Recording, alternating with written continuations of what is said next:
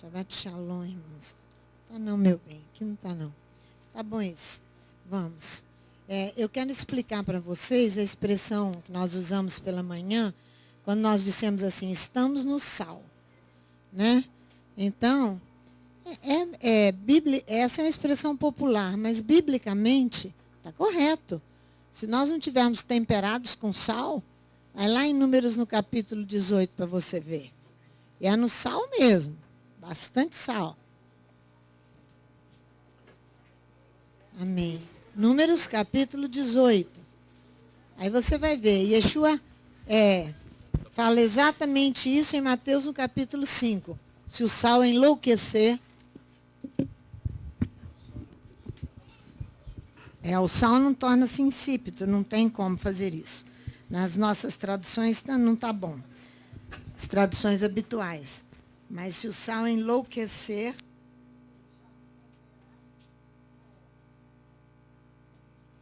o que falhou? Aí, está funcionando.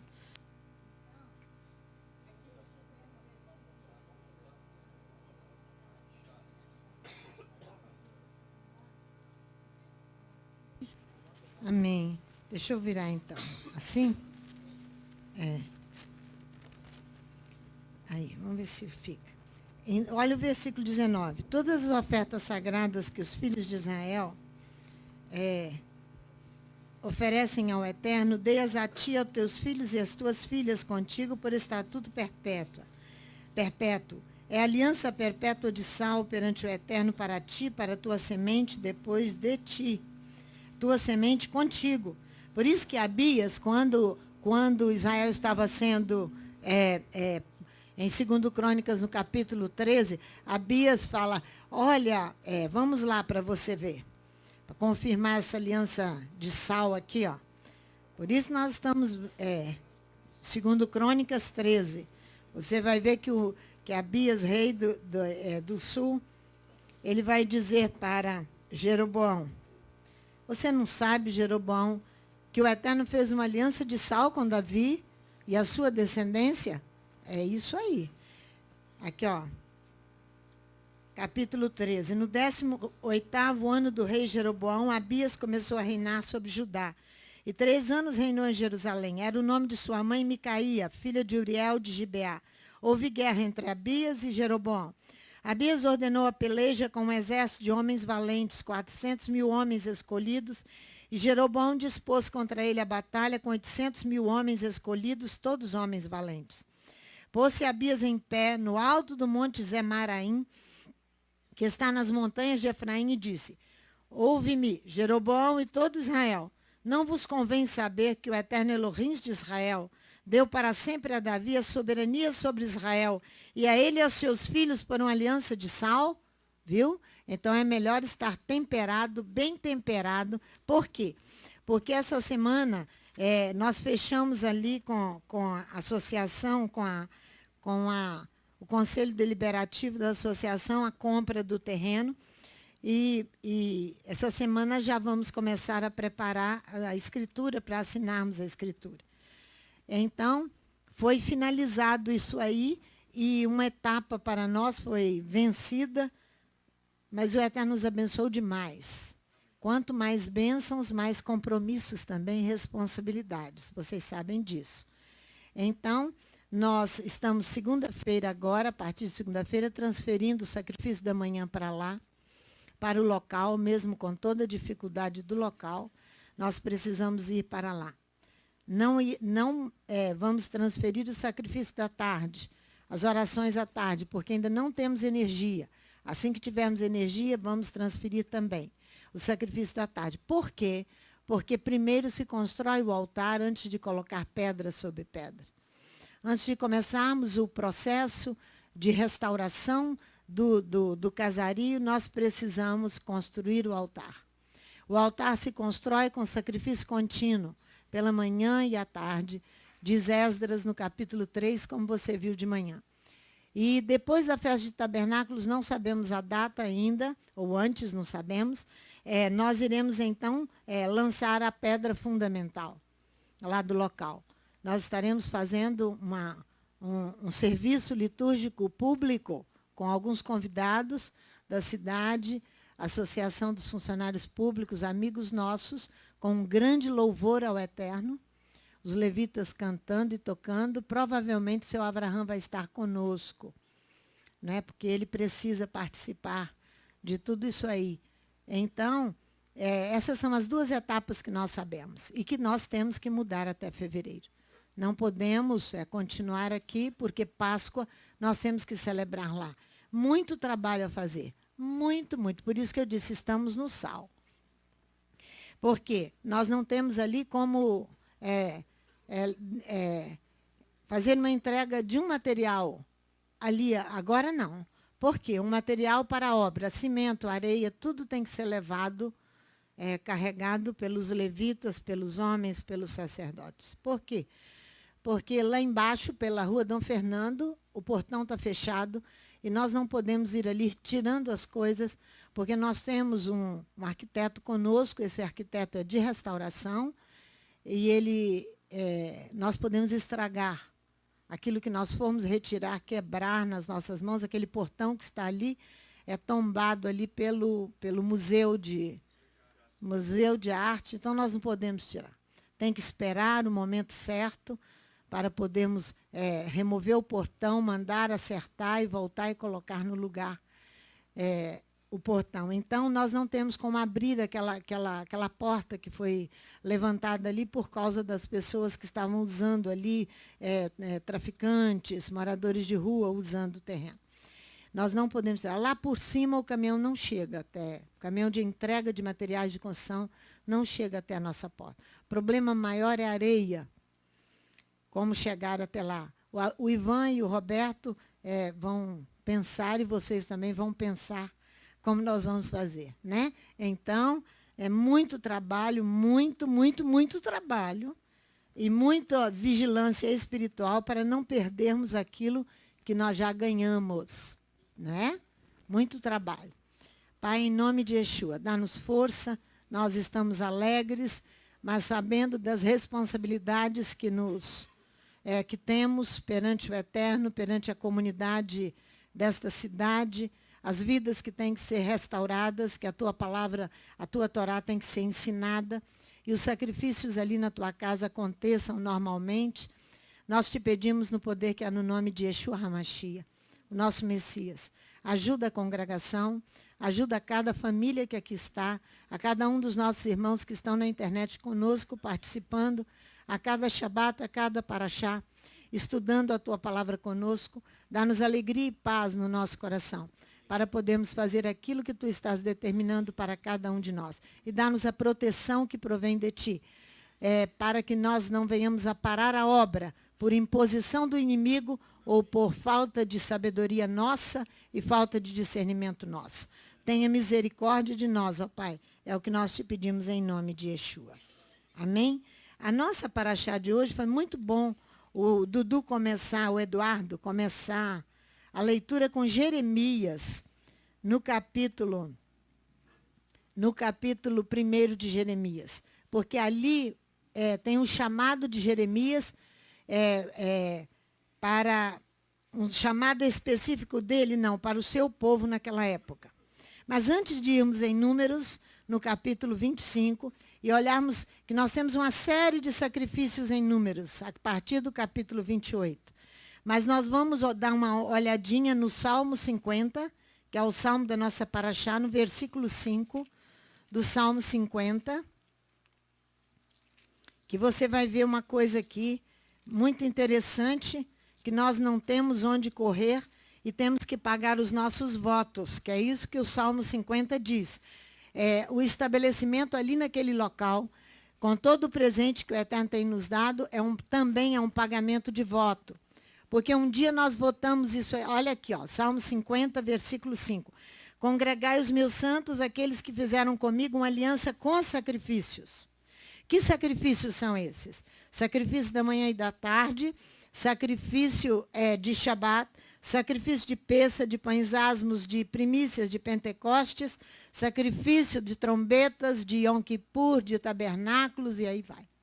Esses que fizeram comigo uma aliança de sacrifício. Vamos ver isso na Torá? Êxodo, capítulo 24. Êxodo, capítulo 24, versículos 7 e 8. O sacrifício que você assumiu quando você se aliou a Yeshua HaMashiach. Então tomou o livro da aliança, versículo 7 de Êxodo 24, e o leu ao povo e eles disseram, tudo que o Eterno falou faremos e... Quem se lembra desse compromisso com o Eterno? Amém, vocês se lembram, né? Então, ele está só nos lembrando. Tudo que o Eterno falou faremos e obedeceremos. Tomou, pois, Moisés aquele sangue e o aspergiu sobre o povo e disse, este é o sangue da aliança que o Eterno fez convosco no tocante a todas estas palavras. Então, aqui está o nosso compromisso. Compromisso com Yeshua, não é? O sacrifício perfeito, o compromisso que nós abrimos a nossa boca e falamos para ele. Agora vamos lá na nossa paraxá Finéias. Apesar de toda a autoridade de Moisés, aqui em Números no capítulo 25, então ficou certo, você entendeu porque você está no sal. Entendeu? Entendeu? Não tem? Já entenderam, né? Por quê? Porque você e eu assumimos um compromisso com ele. Então nós precisamos cumprir o compromisso. Números capítulo 25. Apesar de toda a autoridade de Moisés, foi necessário aqui uma intervenção divina para tirar o povo da idolatria e da fornicação. Não é? Por conselho de quem? De Balaão. Não é verdade? Israel é incitado à libertinagem por conselho de um profeta, de um conselheiro respeitado no meio do povo, que depois de proferir vários oráculos para Israel de bênçãos, ele vai levar Israel a cair. Então você vai ver aqui que o personagem Balaão, irmãos, ele só é conhecido até 1976 pelos escritos bíblicos. Presta atenção. Ele só é conhecido pelos escritos bíblicos, pelo relato bíblico. Ele foi descoberto em 1967. Por que eu digo que ele foi descoberto? Por causa de uma inscrição que não está ligada à história de Israel e que não foi redigida por hebreus. E isso realça nosso interesse para saber que a história de Balaão é verdadeira, que esse falso profeta existiu. Ela foi descoberta em Deir Alar, na Transjordânia, essa inscrição numa pedra. A inscrição foi descoberta por uma expedição holandesa. E é uma expedição arqueológica holandesa. E em março de 1967, foi depositado no Museu de Rockefeller, em Jerusalém, esta inscrição nesta pedra, que foi encontrada em Deir Alar, na Transjordânia. Após a Guerra dos 6 Dias, o Departamento de Antiguidade do Ministério da Educação e Cultura de Israel autorizou a transferência dessa inscrição, dessa pedra, para Leiden. Aonde é isso? Em 1972, foi colocado no Museu de Antiguidade de Amman, na Jordânia. Desde essa publicação, numerosos estudos foram dedicados para saber qual foi o conselho que Balaão deu a Israel, que levou Israel a esses detalhes aqui de Números no capítulo 25. A primeira parte dos estudos invocam a autoridade de Balaão como conselheiro. A autoridade de Balaão como conselheiro de Israel. Por quê? Porque ele era um homem de renome nos seus oráculos. Então, é o conselho dele. Portanto, seus conselhos eram como uma resposta de Deus, como nós estudamos semana passada, como Aitofel, aquele conselheiro do rei Davi, que depois ele acaba se enforcando. Mas quando ele vê que Davi, ele sente no espírito dele, que espírito não sei, Aitofel, que Davi havia perdido a guerra, ele esqueceu que Elohim havia feito uma aliança de sal com Davi. E ele se une a Absalão. Quando ele se vê derrotado, ele vai e se enforca. Mas o conselho de Aitofel em Israel era como um oráculo. Era como um oráculo. Isso está no capítulo de 2 Samuel, capítulo 16. Então, portanto, o conselho de Balaão aqui é um oráculo, né? Balaão renuncia aqui a lutar com Elohim. Ele desiste da queda de braço com Elohim, porque ele sabia que ele perderia. Porém, ele procurou uma brecha na muralha para atingir Israel. Ele não era verdadeiro, ele não era um com Israel. E nós, para sermos verdadeiros, nós teremos que ser fiéis primeiro a Elohim, fiéis, leais, e ao povo qual ele escolheu. Então, ele procura e encontra na orgia, nos excessos, na superabundância de Israel, que a anarquia e a desordem que essa orgia vai produzir. Vai produzir anarquia e desordem. Por isso que ele começa, enquanto Israel se demorava em Sitim. Israel, você pensa que Israel está vindo de 38 anos de ascetismo no deserto. Não conhecia praticamente essas coisas. E o povo começa a frequentar, assim está nas traduções, o povo começa a frequentar prostíbulos com as filhas de Moabe. Isso é um desvio de conduta. Concorda? Isso é um desvio de conduta. Vai marcar a vida de todo o povo, de um povo separado para uma função sacerdotal. De um povo separado para uma função sacerdotal. O sinal do desequilíbrio nos costumes é provocado pela incontinência aqui. É provocado pela incontinência. Pela falta de castidade, pela temperança, pela falta de temperança, pelo excesso.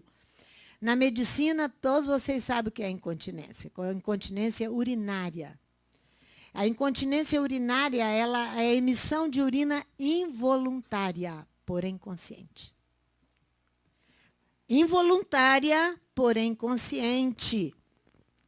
Então, a função renal continua fazendo o seu processo de limpeza das impurezas, né? Mas é uma incontinência involuntária, mas porém consciente. Existe a incontinência da língua também, o descontrole da língua, não é? A falta de moderação nas palavras. E a incontinência pública também, é uma incontinência, uma conduta pública incompatível com as normas da educação e da moral. Aqui você vai encontrar uma incontinência denunciada pelo profeta Oséias. O povo começa pela Torá, primeiro, depois pelo profeta. Você vai ver aqui, no versículo 2, de Números 25. Estas convidaram o povo aos sacrifícios dos seus deuses, e o povo comia e se prostrava diante deles. Aqui é praticamente um comércio profissional do sexo, né? É um bordel, né? É a incontinência sexual, é a prática involuntária, porém consciente. Há muitos e muitos anos eu aprendi isso com o profeta Oséias. Vamos lá para você ver. Capítulo 4 de Oséias. Muitos e muitos anos, quando eu me deparei com um líder, o qual eu admirava muito, e me ensinou a palavra. Eu fui sua filha na fé, nasci nos primeiros passos espirituais com ele, mas ele tinha uma incontinência sexual terrível. Descontrole sexual na área cerebral. Só falando assim, involuntário, sim, mas consciente. Olha aqui, ouvi a palavra do Eterno, vós filhos de Israel, porque o Eterno, Oséias 4, versículo 1, porque o Eterno tem uma contenda com os habitantes da terra.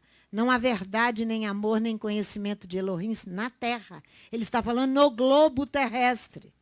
Ele não está falando em vitória do Espírito Santo. Só prevalecem o perjurar, o mentir, o matar, o furtar, o adulterar. Quebram todos os laços e há homicídios sobre homicídios. Por isso a terra lamenta e todo o que nela mora desfalece, juntamente com os animais do campo. Os animais irracionais estão sofrendo por nossa causa. E com as aves do céu, até os peixes do mar perecem. Todavia ninguém contenda, nem qualquer repreenda, porque o teu povo é como os que contendem com o sacerdote. Por isso tropeçarás de dia, e o profeta contigo tropeçarás de noite. Assim eu destruirei a tua mãe. O meu povo é destruído porque lhe falta o quê? Conhecimento. Porque o sacerdote não ensina ao povo conhecimento. Porque tu rejeitaste o conhecimento, também eu te rejeitarei como meu sacerdócio. O meu ministrante. Visto que te esqueceste da Torá do teu Elohim, também eu te esquecerei dos teus filhos. Quanto mais eles se multiplicaram, tanto mais contra mim pecaram, eu mudarei a sua honra em vergonha. Alimentam-se do pecado do meu povo, está falando dos líderes, e da maldade deles tem desejo ardente. Por isso, como é o povo, assim será o sacerdote. Então virou uma miscelânea terrível, né? Castigá-lo-ei pelos seus caminhos, e lhe darei recompensa das suas obras. Comerão, mas não se fartarão. Entregar-se-ão o quê? A luxúria, a incontinência. Está vendo? A incontinência sexual. Mas não se multiplicarão, porque deixaram de olhar para o eterno. A sensualidade. A sua área animal, sensual na Bíblia, em 1 Coríntios capítulo 15, animal no grego significa sensual. A sua área bruta, animal. O vinho e o mosto tiram o entendimento, tá vendo? Então, é a incontinência que acontece aqui na área sexual, que o profeta está denunciando. A prática involuntária, porém consciente. Sabe o que está fazendo. Sabe sim. Então, o que a Torá diz? Elas convidam o povo ao sacrifício de seus Elohims. Isso que está lá em Números capítulo 25. O povo come e eles se prosternam diante do Elohims deles, diante do ídolo, diante do Deus deles. É isso que a Torá está dizendo. Então, é isso aqui que o profeta está denunciando. O meu povo consulta a madeira ao ídolo, e a sua vara lhe responde, porque o espírito de luxúria os engana. E eles, prostituindo-se, apartam-se do seu Elohim. Está vendo? Só foi possível Israel sobreviver como nação santa e reino sacerdotal, ali em Números, no capítulo 25, com a intervenção divina. Com a intervenção divina. Divina. Com a intervenção divina. A mesma intervenção tem que acontecer hoje nos nossos dias. Tem que haver uma intervenção divina, senão nós não retornamos inteiramente. Porque nem eu nem você podemos confiar em nós mesmos. Nós não somos dignos de confiança. Não somos. Então, você volte lá em Números, para você ver. Números capítulo 25. Na Paraxá. Então, você já entendeu que tem escritos fora da palavra de Deus falando do falso profeta Balaão, e que Israel concorda, e que se encontra essa inscrição no museu na Jordânia, em Amã, na Jordânia. Olha só, versículo 3 do capítulo 25. Juntando-se Israel a Baal-Peor, a ira do Eterno se acendeu contra Israel. Então, quando Finéias se levanta aqui, assim Moisés disse aos juízes de Israel, cada um mate aqueles dos seus homens que aderiram a Baal-Peor. O Elohim levanta, toca o coração de Finéias, para que Finéias aqui venha agir em prol de todo o povo, de todo o povo. Por quê, irmãos? Por que nós estamos dentro da Paraxá, Finéias, pele escura, né? Que significa Finéias, o nome dele. E exatamente dentro, você acha que nós somos capazes e temos inteligência suficiente para pegarmos a Paraxá e colocarmos em linha com os acontecimentos da congregação? Nós somos Deus? Não. Não fomos nós que fomos convidados a fazer um negócio essa semana. Então, você já sabe que a Paraxá fala em linha com os acontecimentos da congregação. A Paraxá é viva. Então, o que acontece? Nós temos que olhar com cuidado para a Paraxá. Por quê? Porque nós temos que andar segundo os padrões que a Bíblia determina. Então, essa semana foi o momento de fecharmos o negócio e de fazermos tudo aquilo que o Eterno deseja quanto às negociações com a Associação dos Funcionários Públicos, que eles serão muito abençoados, muito. por confiar em nós e por fazer um negócio conosco. Então, lógico que nós estamos comprando, e comprando por um preço muito bom. Mas o Eterno nos abençoou tanto que quem há 2 anos atrás não tínhamos nada, mal pagávamos as nossas contas. É porque eu não quero falar aqui de números, mas o Eterno tem abençoado muito. Nós temos a obrigação de responder no nível daquilo que ele tem dado. O patriarca Abraão, ele estabeleceu esse pacto de paz. Com esse estandarte é o que nós estaremos subindo. Por quê? Porque é a função sacerdotal. Vai comigo em Gênesis, no capítulo 14 de Gênesis, para você ver aqui que Abraão estabelece ali aliança sacerdotal para toda a sua descendência. Então, não é uma questão desta congregação ou uma questão de uma outra congregação, é nossa, do povo de Elohim. Esta aliança foi feita por Abraão. A benção, olha aqui no capítulo 14, você vai ver aqui a partir do versículo, no versículo 19, que você vai ver aqui a bênção de Melquisedeque, que vai assegurar a continuidade das funções reais e sacerdotais da descendência de Abraão. Então, você vê que ele abençoa Abraão e diz, Abraão é abençoado por El Elion, olha aqui, ó. E abençoa Abraão dizendo, bendito seja Abraão pelo Elohim Altíssimo, o Criador dos céus e Criador da terra. O 20, bendito seja o El Altíssimo que entregou os teus inimigos nas tuas mãos. Então Abraão deu-lhe o dízimo de tudo. Agora volte no versículo 18. Quem era esse Melquisedeque? Ele é rei de Salém aqui, de Shalém. Essa palavra Shalém vem da raiz Shalom. Shalom, Shalom. Você já sabe, estar em paz. Estar em paz, por isso que é a aliança de paz. Estar em paz com quem? Com Elohim. Saúde, plenitude. Então você pode pensar também que Shalém aqui é um nome poético para Jerusalém, a cidade do grande rei, né?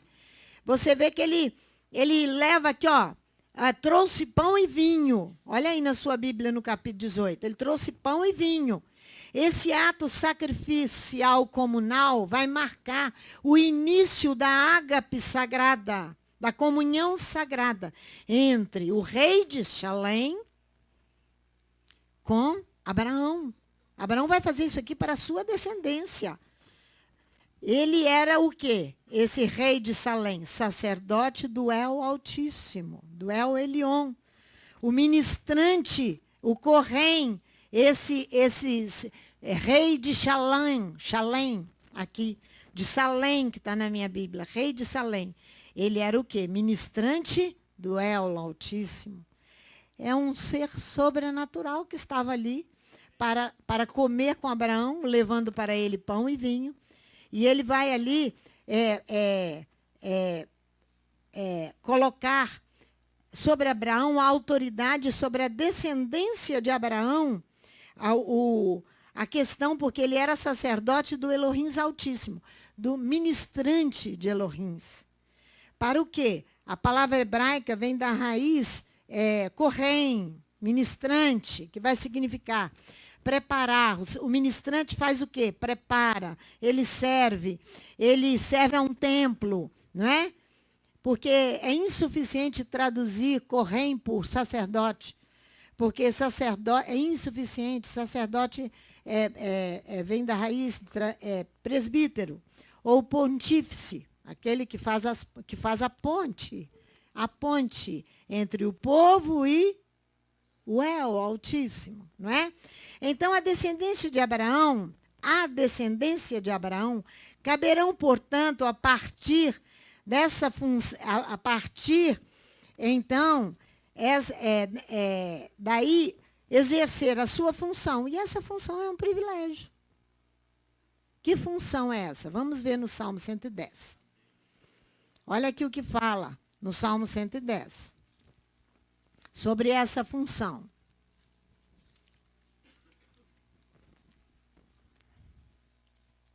Salmo 110. E ela é perpétua, diz o livro de Hebreus. Ela é perpétua. Olha aqui, no Salmo 110. Disse o Eterno ao meu Senhor, assenta-te à minha mão direita, até que eu ponha os teus inimigos por estrado dos teus pés. Uma posição de honra, né? Concorda? O Eterno enviará de Sião o cetro da tua fortaleza. De onde vem o cetro? De Sião. Dominarás no meio dos teus inimigos. O teu povo se apresentará voluntariamente no dia da tua batalha.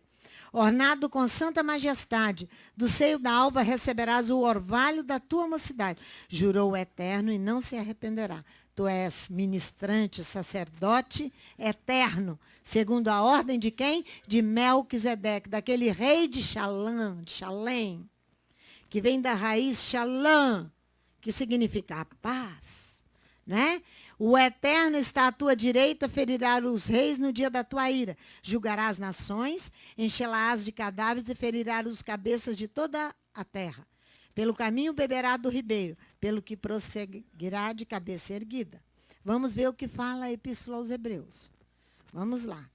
Epístola aos Hebreus, no capítulo 7. Tudo que você encontrar entre parênteses, nós não vamos ler, porque foi acrescentado pelo autor, pelo tradutor, e isso confunde a nossa mente. Então, aonde está entre parênteses, foi acrescentado aqui comentário do tradutor. Este Melquisedeque, rei de Salém, sacerdote de El Elyon, do Elohim Altíssimo, que saiu ao encontro de Abraão quando este regressava da matança dos reis e o abençoou. Abraão vence uma guerra ali em Gênesis 14 com 4 reis.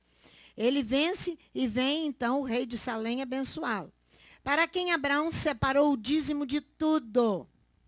Agora vê no versículo 3, lá no finalzinho. Permanece sacerdote para sempre. Permanece sacerdote para sempre. Por quê? Porque o homem morre, mas Yeshua morreu e ressuscitou. Então, ele é o nosso sumo sacerdote. Não é verdade?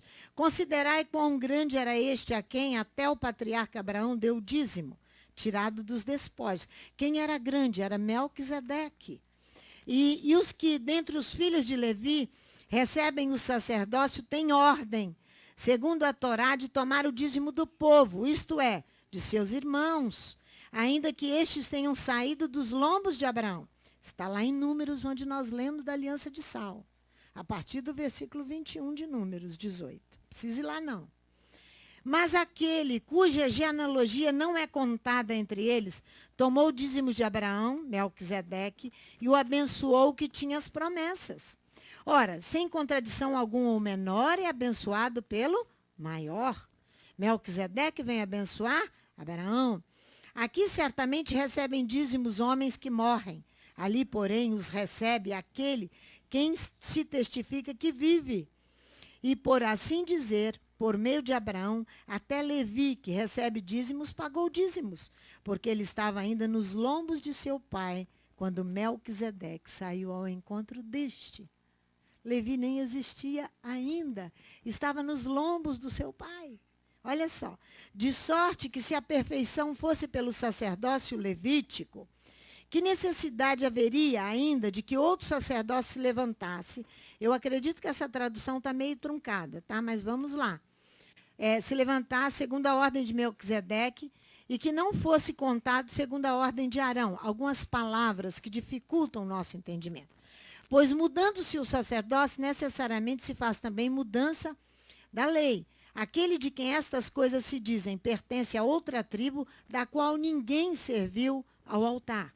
Visto ser evidente que nosso Senhor procedeu de Judá, tribo da qual Moisés nada falou acerca do sacerdócio. E ainda muito mais evidente é isto, se a semelhança de Melquisedeque se levanta outro sacerdote, que não foi feito segundo a lei de um mandamento carnal, mas segundo o poder da vida indissolúvel. Pois dele assim se testifica, Tu és sacerdote para sempre, o que você leu lá no Salmo 110, segundo a ordem de Melquisedeque. O mandamento anterior é abrogado por causa da sua fraqueza e inutilidade. Pensa só. Pensa só o que está falando aqui. Está chamando a Torá de fraca e de inútil. Pensa só, nós temos que tratar com as coisas com muita clareza. Como é que está na sua tradução, Chiquinho? Está assim também? É? Mas lá, o Eterno é poderoso para nos dar entendimento. Aqui está entre parênteses, até no versículo, e desta sorte, no 19, e desta sorte, na parte B do versículo, é introduzida uma melhor esperança pela qual chegamos a Elohim. E visto como não é sem prestar juramento, vai até aqui, ó, de tanto melhor aliança, no versículo 22 eu estou. Olha que tem um parênteses no versículo 20, e visto que não é sem prestar juramento, há parênteses. Ele vai terminar esse parênteses aqui no versículo 21, na palavra Melquisedeque. Então, vamos ler lá do 20 ao 22, no 22. E visto como não é sem prestar juramento, de tanto melhor aliança, Yeshua foi feito fiador. E, na verdade, aqueles foram feitos sacerdotes em grande número, porque pela morte foram impedidos de permanecer. Aqui que eu quero te mostrar. Porque morre, ele é homem. Ele é homem, ele morre. Então, o sacerdócio é transferido a quem morreu e ressuscitou, não foi? Portanto, mas porque permanece eternamente, tem o sacerdócio perpétuo, tá vendo? Portanto, pode também salvar perfeitamente os que por ele se chegam a Elohim, vivendo sempre para interceder por eles. Convinha-nos tal sumo sacerdote santo, inocente, imaculado, separado dos pecadores e feito mais sublime do que os céus, que não necessitasse, como sumo sacerdote, de oferecer a cada dia sacrifícios, primeiramente pelos seus próprios pecados e depois pelos do povo. Isto fez ele uma vez por todas, quando a si mesmo se ofereceu. Pois a lei constitui sumo sacerdote a homem sujeito a fraquezas. Mas a palavra do juramento que veio depois da lei constitui ao Filho perfeito para sempre. Pastora? Oi. Deixa eu dar uma explicação pode aqui falar. A respeito desse texto aqui, porque eu li em uma outra tradução e esclarece bem esse fato. Paulo, aqui, Hebreus, a gente não sabe quem escreveu o livro de Hebreus, ao certo, né? Mas Paulo explica que essa lei, ela foi revogada, não no sentido de que ela foi alterada, Sim. mas no sentido de que ela teve que ser aperfeiçoada. Por quê? Porque ela se tornou fraca em relação ao cumprimento dela. Sim. O homem não estava cumprindo essa legislação. E por isso que ali o sacerdote Eli, quando eu estava aqui sábado retrasado falando sobre isso, o sacerdote Eli, ele pecou nessa lei. Ele não cumpriu essa legislação. E ela se tornou inoperante para a vida dele. Sim. Porque ele deixou de cumprir. Então, quando ele deixa de cumprir ali, Elohim vira para ele e fala assim: eu suscitarei um sacerdote de acordo com a minha vontade. E ele fará. E foi aí que suscitou Yeshua HaMashiach como sumo sacerdote. Mas Yeshua já a graça escondida já está lá na Torá há muito. Omitida ali, né? Ali. Mas aí ele veio como sumo sacerdote, segundo a ordem de Melquisedeque. Porque o que nós precisamos entender? Que essa função, ela não é apenas dos homens, ela é nossa. Eles têm responsabilidades mais que nós. Eles têm muito. A Bíblia inteira define para o homem muito mais responsabilidades do que para a mulher. Porém, ela é nossa. Porque ela foi dada à descendência de Abraão essa função. Essa função é uma atividade exercida por um ser vivo. Isso é que é a função. Ela é exercida por um ser vivo. O sacerdote passa, mas a função não. Amém? É isso aí. Exatamente. O sacerdócio passa, mas a função não. Hein? O sacerdote continua. A função não. Então, hein? O sacerdote homem passa. Passa. Mas a função sacerdotal então, continua. Não. Continua. Isso. Isso. Então, seu papel e utilidade é desempenhar bem a função espiritual que foi designada para nós, para toda a descendência de Abraão. Então, a função na lógica é uma expressão que contém uma ou mais variáveis, que pode sofrer mudanças e que pode tornar-se uma proposição verdadeira ou falsa. Uma função pode ser verdadeira e pode ser... Eu posso fazer dela falsa ou verdadeira. É isso aí. Se as variáveis se atribuem valores particulares, a função é falsa. Descaracteriza. Se as variáveis se unem em qualificadores, o que vai acontecer? A função é verdadeira. Então, a Torá é criteriosa, que ele falou de manhã, quanto a essas questões da função. A Torá é criteriosa quanto aos deveres destes sacerdotes. E nosso dever de irmos para um lugar onde o Eterno quer se estabelecer ali e quer estabelecer os sacrifícios que estão em Números, na nossa paraxá, no capítulo 28 até o capítulo 29. É preciso, pastor, deixar isso bem, bem claro para todos nós, porque essa lei, a Torá não mudou. A Torá não mudou. Yeshua é a própria Torá. É a própria Torá. É como se fosse, vamos supor, uma Constituição do país, a Constituição brasileira.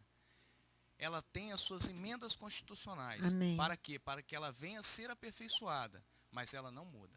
Ela vem a ser aperfeiçoada. Ela continua sendo Constituição brasileira. E os sacrifícios que nós estamos falando, eles são obrigatórios, que estão ali na nossa paraxá. O sacrifício da manhã ocupa ali 7 versículos do capítulo 28, chamado sacrifício da manhã e da tarde ou sacrifício contínuo. Mesmo acontecendo Páscoa, Pães Asmos, Pentecostes, ele tem que continuar. Esse sacrifício que nós precisamos de compromisso para com eles.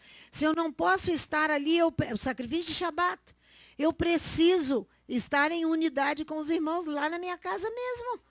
Então, quando eu digo que a Torá é criteriosa quanto os deveres destes, é aquilo que ele falou de Levítico capítulo 10, do versículo 8 a 11. Então, nós temos 3 questões ali, irmãos, presta atenção. 3 questões ali sérias. Primeira, a proibição, a interdição de beber vinho. A interdição de beber vinho ali, quando alguém vai ministrar. Quando alguém vai ministrar. Por quê? Porque ele pode estar ébrio de álcool, de orgulho e de obras da carne. Tudo isso é ébrio. Então, o que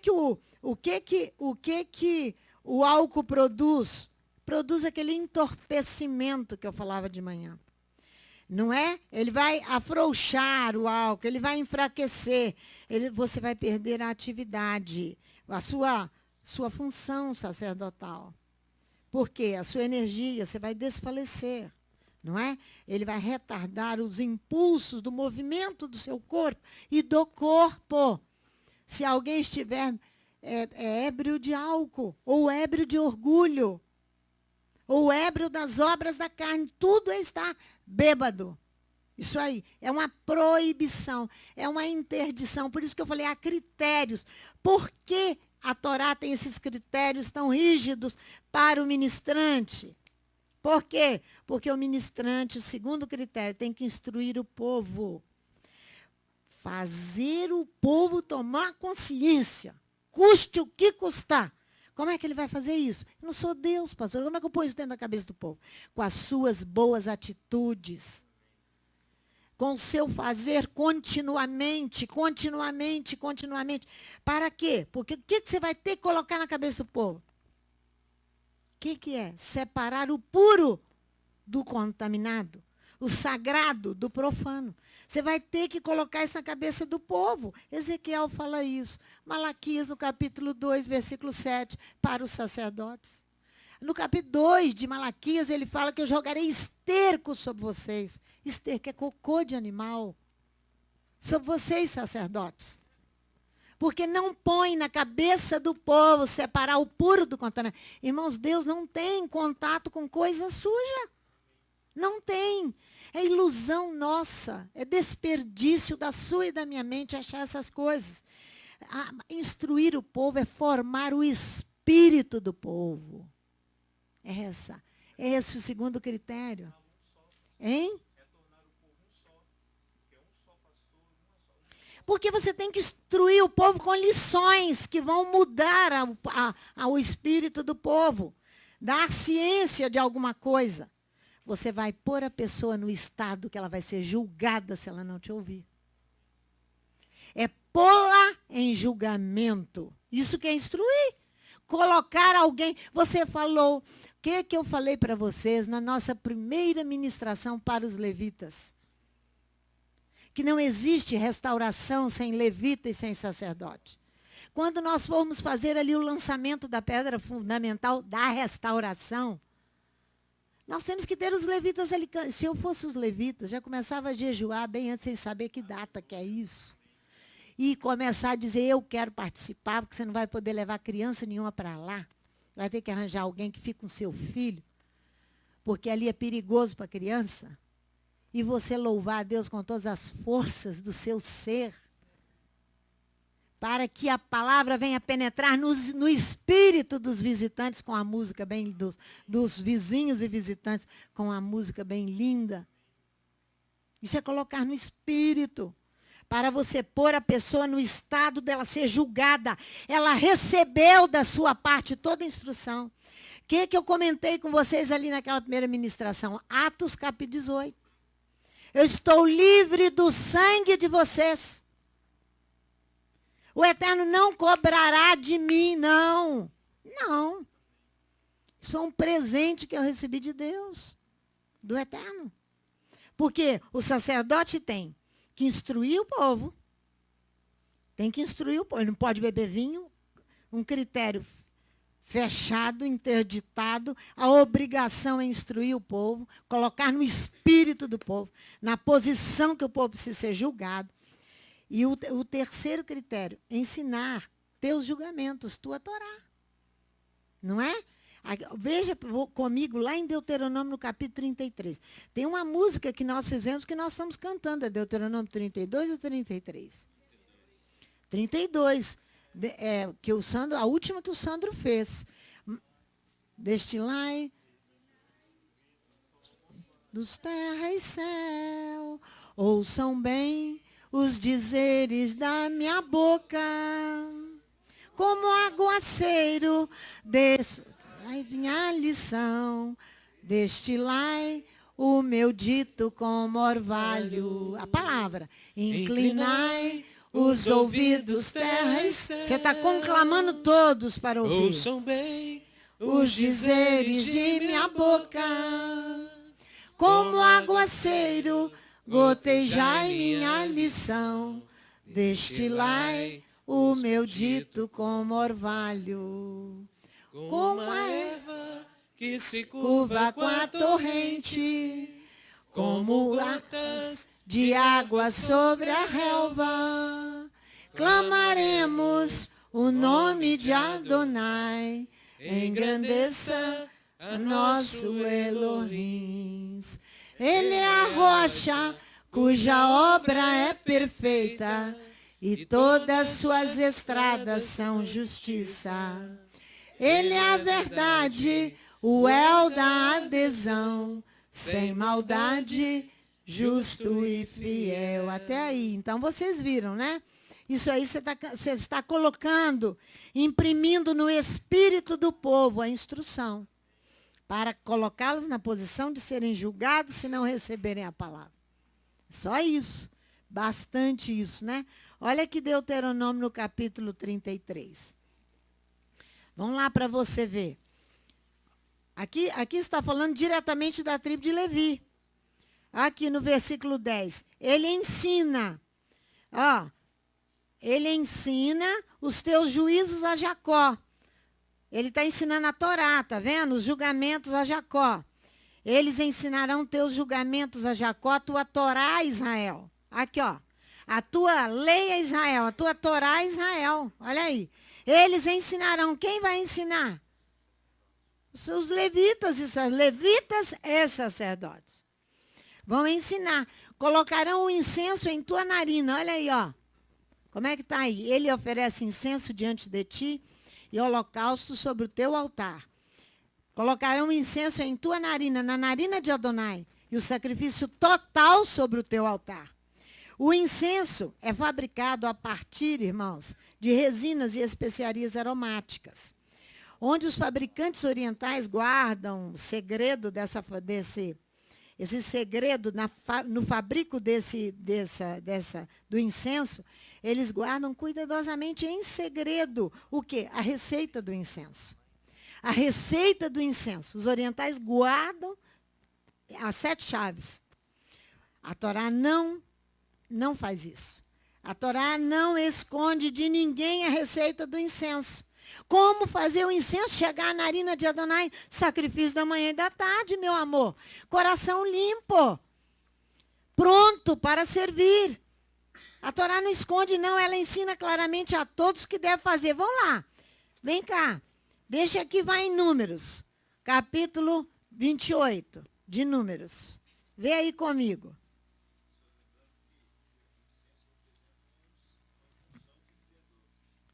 Exatamente. E o que você faz quando você está orando?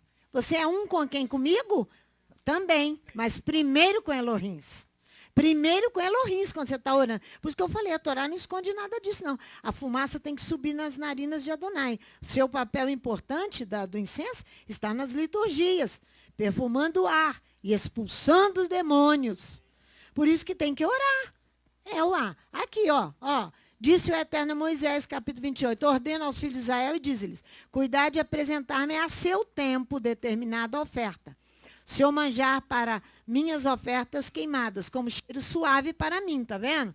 Como cheiro suave. Dir-lhe-ás, essa é a oferta queimada, que oferecereis ao Eterno dia após dia. Então, a ideia é uma continuidade, sem parar.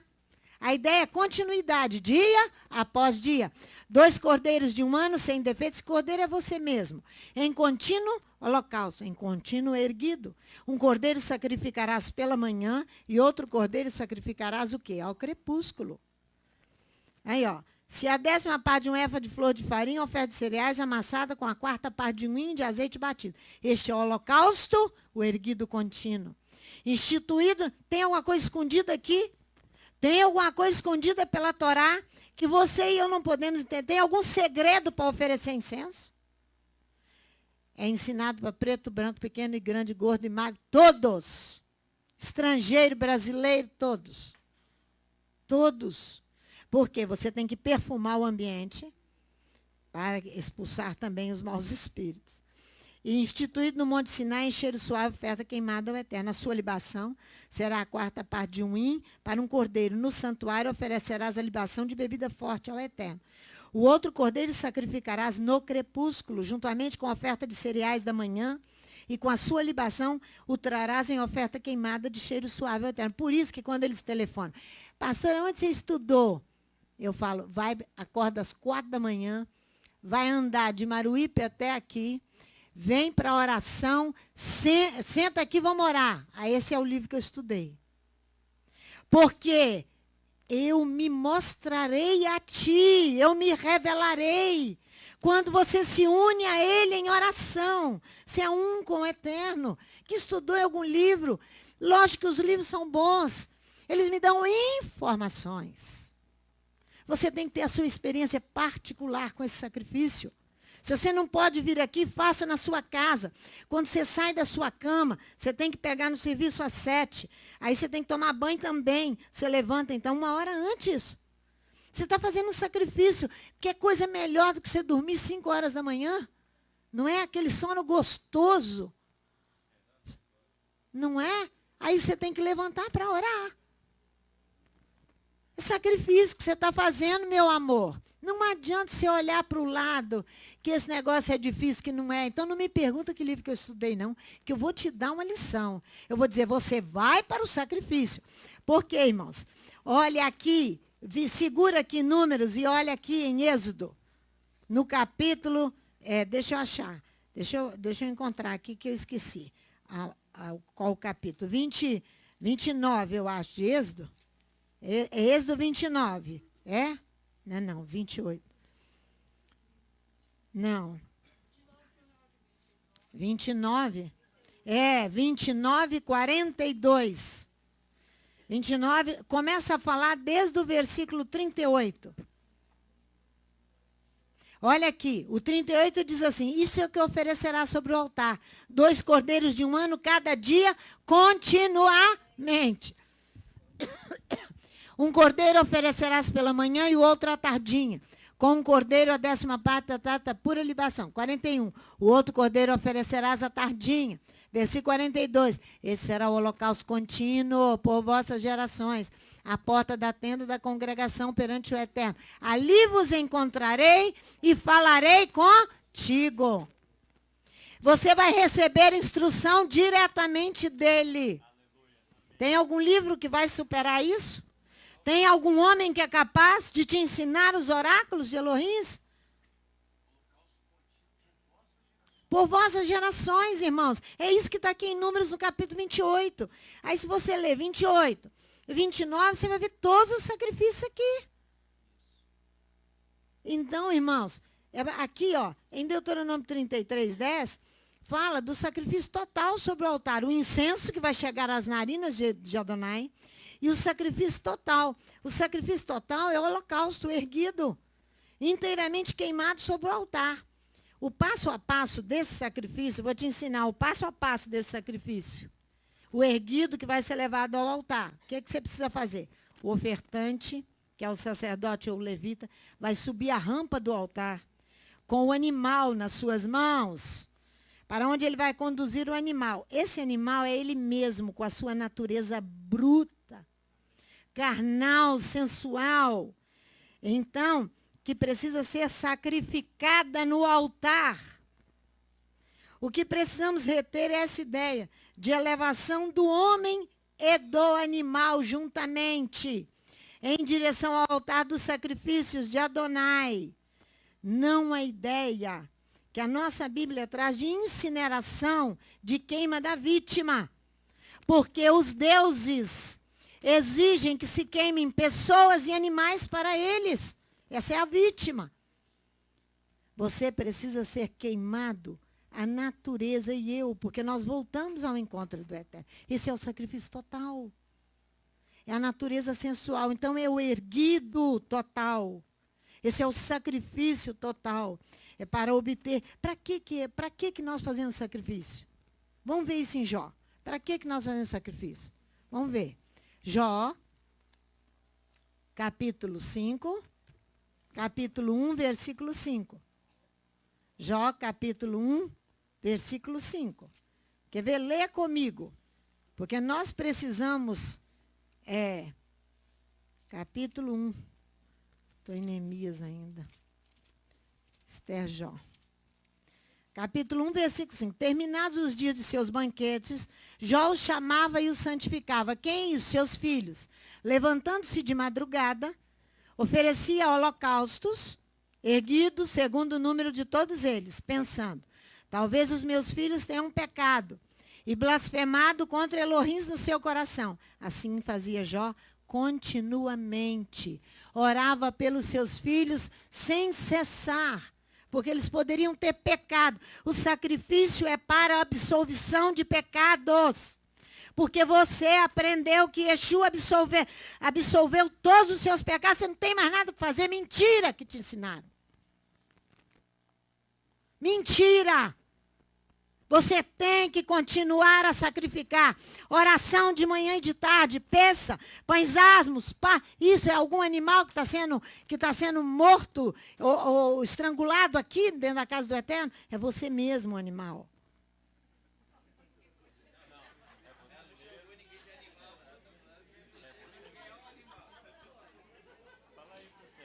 É a natureza carnal.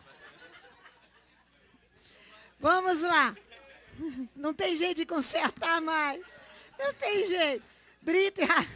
A Brita Radachá. Não, vamos lá no Salmo 50 para encerrar. Salmo 50, vamos lá. Essa aí, vamos encerrar. Não, eu ainda vou te levar lá em Yeshua, na Brita Radachá, que ele vai encontrar o peso na casa do Pai. A casa de oração se tornou comércio. Local de sacrifício se tornou comércio.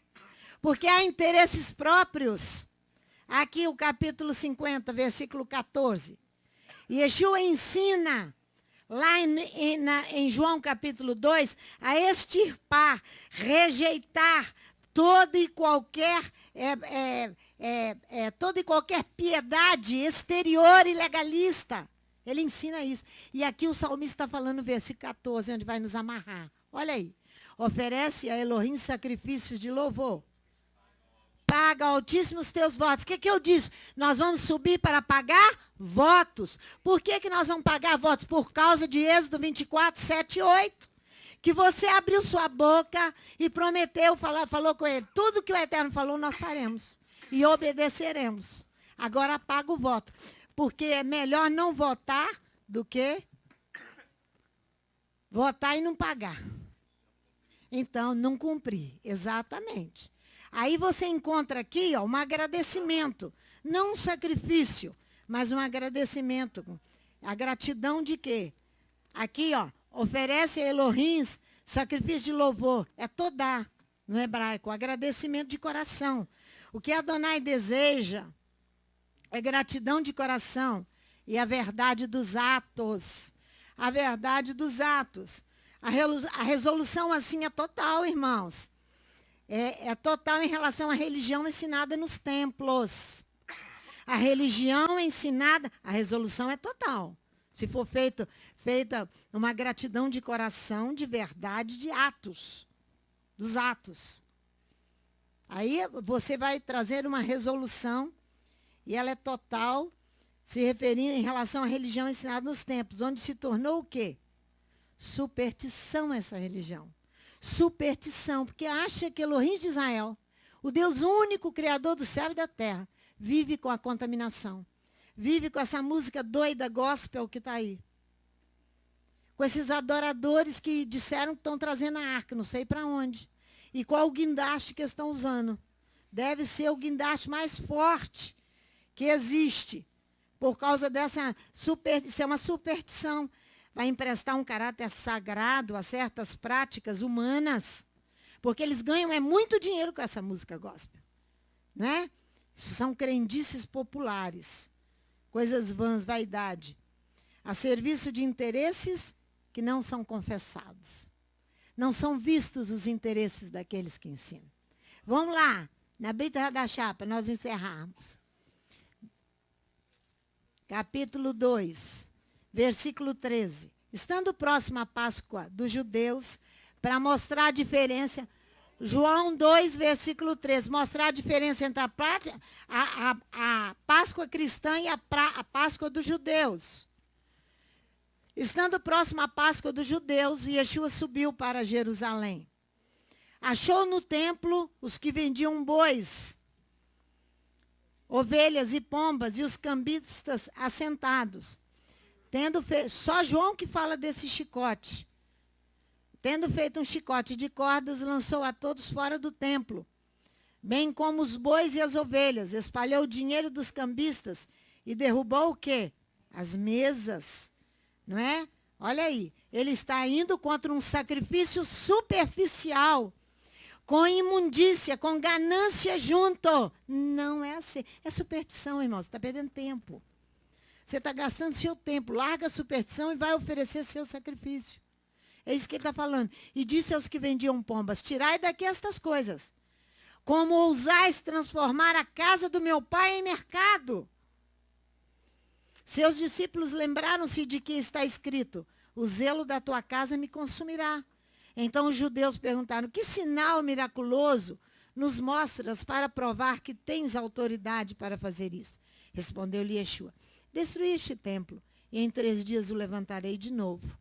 Disseram os judeus: em 46 anos foi edificado este templo, e tu o levantarás em 3 dias? Mas ele falava do templo do seu corpo. Quando Yeshua ressurgiu dentre os mortos, seus discípulos lembraram do que ele dissera. Então creram na Escritura e nas palavras que Yeshua tinha dito. Estando ele em Jerusalém, durante a festa da Páscoa, muitos viram os sinais miraculosos que fazia e creram nele. Ele os contemplara com maravilhas e sinais, como ele tem nos contemplado com bênçãos enormes. Contemplação é uma meditação no Espírito. Olha aí. Mas Yeshua não confiava neles, pois a todos conhecia. Yeshua não aderia a eles, pois a todos conhecia. Ele não necessitava de que alguém lhe testificasse a respeito do homem, pois ele sabia o que havia no homem. Então ele está falando da casa do templo onde se oferecia sacrifícios. E essa casa estava suja com a ganância. E ele vai ali e mostra para eles a mesma coisa do Salmo.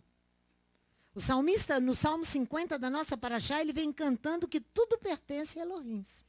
Por isso que se nós não oferecemos um sacrifício de gratidão verdadeira nos nossos atos, de um coração inteiro, você está perdendo tempo.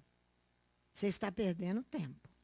Que o Eterno nos dê graça, para que nós possamos assim fazermos e nos estabelecermos com toda sinceridade e pureza de coração no lugar onde Ele está nos enviando e nos mandando. Que Ele dê saúde a cada um de nós, principalmente aos levitas que precisam ensinar.